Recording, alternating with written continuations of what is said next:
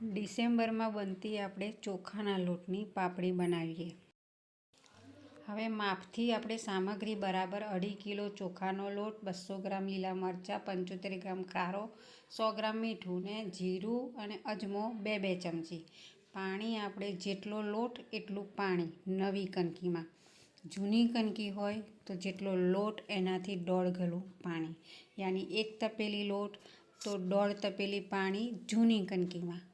નવી કણકીમાં 1 તપેલી લોટ તો 1 તપેલી પાણી। જેટલું માપનું પાણી હોય એ પહેલાં બધું તપેલીમાં ગરમ કરી દેવાનું અને એમાંથી થોડું 1% પાણી આપણે સાઈડ પર બહાર કાઢી લેવાનું। બીજું પાણી બરાબર ઉકાળવાનું અને જીરું અજમો પહેલાં નાખવાના। પછી એ 5 મિનિટ ઉકળે એટલે મરચું નાખવાનું અને એને બરાબર ઉકળવા દેવાનું। આધનને ઢાંકવાનું નહીં અને પછી એ 5-6 મિનિટ બરાબર ઉકળે એટલે મીઠું નાખવાનું અને આવી રીતે બધો જ મસાલો બરાબર ઉકળે ત્યાર પછી એને ઢાંકવાનું નહીં, બિલકુલ ઢાંકવાનું નહીં, નહીં તો ઉભરાઈ જાય। અને આટલું બધું ઉપર નીચે મસાલો થઈ જાય ત્યાર પછી લાસ્ટમાં ખારો નાખવાનો અને ખારો નાખ્યા પછી ત્યાં ઊભું રહેવાનું। આધન મૂક્યા પછી ઊભું જ રહેવાનું, પણ ખારો નાખ્યા પછી પાણી ગમે ત્યારે ઉભરાઈ જાય, યાની તપેલીમાં ઉભરાઈ જાય, જેવી પાણીની બહારથી મસાલો નીચે ઢોળાઈ જાય। એટલે આને હલાવવાની જરૂર નથી, અહીંયા ઊભું રહેવાનું, ગેસ ફાસ્ટ રહેશે અને બરાબરનો મસાલો 15 મિનિટ 5 મિનિટ ઉકળવા દેવાનો, જ્યાં સુધી સુગંધ ના આવે। જીરું અજમો એની સુગંધ લાવશે। ખારો નાખ્યા પછી પાણી એક રસ થશે, બધો મસાલો મિક્સ થશે, ઉભરાશે। પણ ધીમો ફાસ કરીને પણ એને 2-4 ઉભરા તો આવવા દેવાના। અને આ દરમિયાન ઘરમાં મરચું એટલી ઉડશે એટલે એટલું છીકાછીક થશે, એટલું પાણી ઉકાળવાનું કે જ્યાં સુધી મરચાંની છીકો ના આવે। એટલે ઘરની બહાર બાળકો હોય કે દાદા હોય એ લોકોએ ઘરની બહાર જ બેસવું, નહીં તો આખા હોલમાં નાકે છીકાછીક થશે। કેમ તો કે મરચું ઉડશે। જ્યાં સુધી મરચું ઉડે ના ત્યાં સુધી પાણી ઉકાળવાનું। આટલું આધન મૂકતા ઓછામાં ઓછા મને કેટલી 50 મિનિટ થઈ। 2.5 કિલો લોટના પાણીને ઉકાળતા, આધનને ઉકાળતા 50 મિનિટ થઈ। બીજી બાજુ લોટ મોટા તગાળામાં મગતા વાસણમાં નાખવાનો, ભલે 2.5 કિલો હોય, અને કાં તો નાનું વેલણ કાં તો મોટું લાકડું, તબેથો બબેથો ના ચાલે, અને એને રાઉન્ડ કરી દેવાનો। હવે આ આધન થઈ જાય એટલે ગેસ બંધ કરી નાના બાળકોને દૂર રાખી સાઈડ પર એને 2 હાથે કાપડથી ઉતારી લેવું, સાણસીનું કામ નહીં। અને સાણસી વાડકીથી લઈ અને દજાવાય ના એવી રીતે ચોખાના લોટમાં અડધું પાણી રેડી દેવું। જેટલું ઉકળ્યું છે એ અડધું પાણી રેડી દેવું અને એના માપનું બીજું તો સાઈડ પર આપણે રાખ્યું છે। દાખલા તરીકે 1 તપેલી પાણી હોય ને એમાંથી 2-4 લોટા જેટલું, 2 લીટર જેટલું પાણી સાઈડ પર ગરમ કરીને ઢાંકી રાખ્યું છે આપણે, કારણ કે નાની તપેલીમાંથી ઉભરાઈ જાય અથવા પાણી કદાચ વધારે પડે તો, એટલે આપણો મસાલો વેસ્ટ જાય। એટલે પાણી થોડું સાઈડ પર કાઢીને ઉકાળી અને મસાલો બધો લોટમાં આવવો જોઈએ, કારણ કે આપણે બધું લોટનું માપ આધનમાં નાખ્યું છે, બરાબર। અને અડધું થઈ જાય, મસાલો અડધો રેડાઈ જાય એટલે વેલણથી એને આમ ઊભા આડા ગોળ એવા લીટા કરી અને નીચેથી તગાળામાં નીચે સુધી વેલણ ગોળ ગોળ કરો, ઊભું આડું સ્ટેન્ડિંગ લાઈન એવી લાઈન કરો, એટલે નીચેનો લોટ ઉપર આવશે। અને હાથ નાખવાની કંઈ જરૂર છે નહીં, કોઈ કાપડ બગાડવાની જરૂર છે નહીં, આવી રીતે વેલણથી જ લોટ મિક્સ થશે।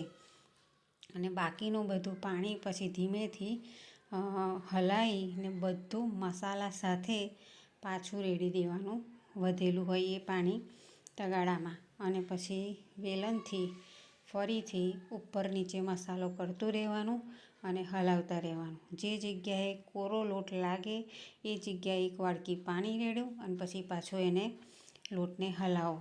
આ 2.5 કિલો લોટ માટે એક મોટું તગાળું લીધું છે, 5 કિલો બાફો તો મોટું જ તપેલું જોવે। વાસણ મકતું જોવે.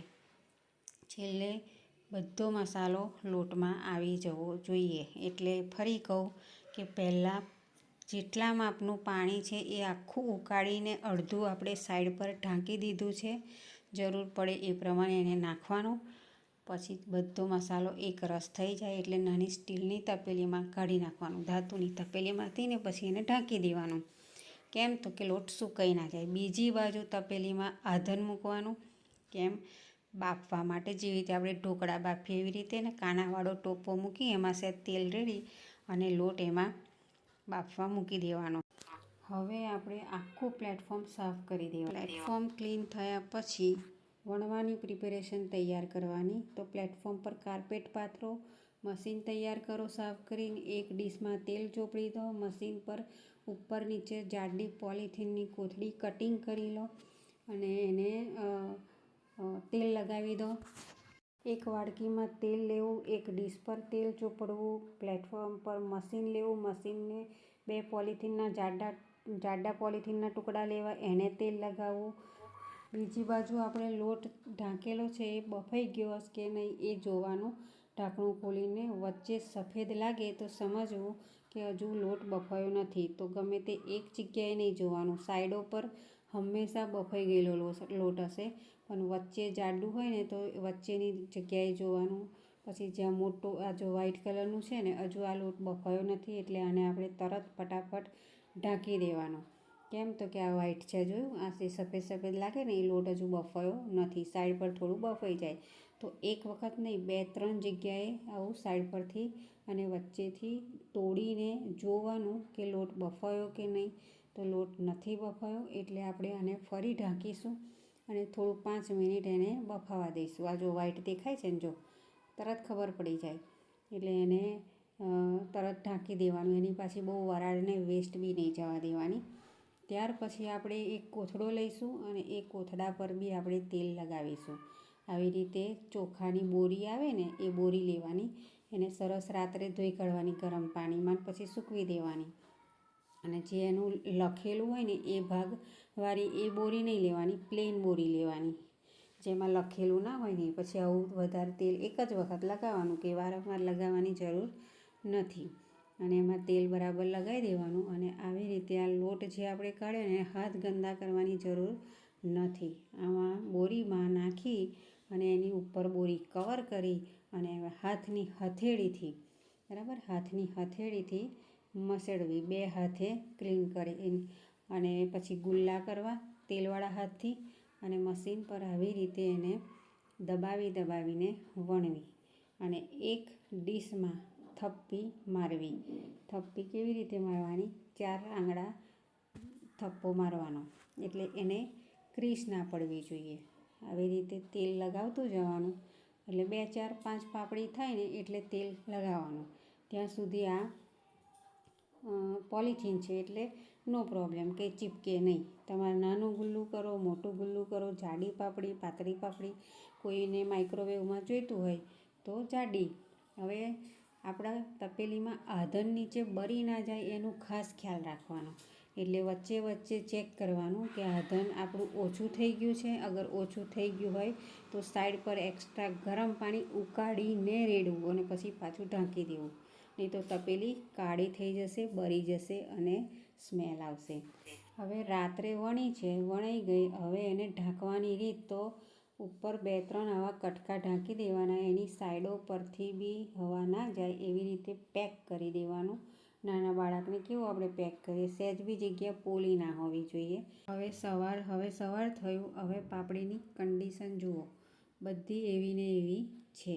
3 થપ્પા, એક બી ફાટી નથી, એક બીને વચ્ચેથી કે સાઈડ પરથી તિરાડ તૂટી નથી. આની આપણો લોટ બરાબર બફાઈ ગયો છે. લોટ કાચો બફાય તો પાપડી વણ્યા પછી ફાટી જાય.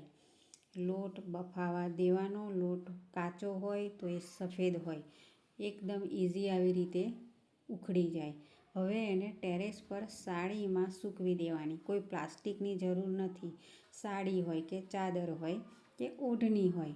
બીજું એક એવું ગણિત છે કે તમારો જેટલો લોટ હોય ને એટલી થપ્પી થાય.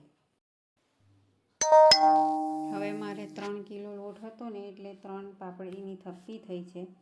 હવે સવારમાં આવી રીતે સહેજ અજવાળું થાય એટલે જોવાનું કે વાંદરા કે કોઈ નથી આવતું ને, એવી રીતે ટેરેસ પર એને મૂકવાની.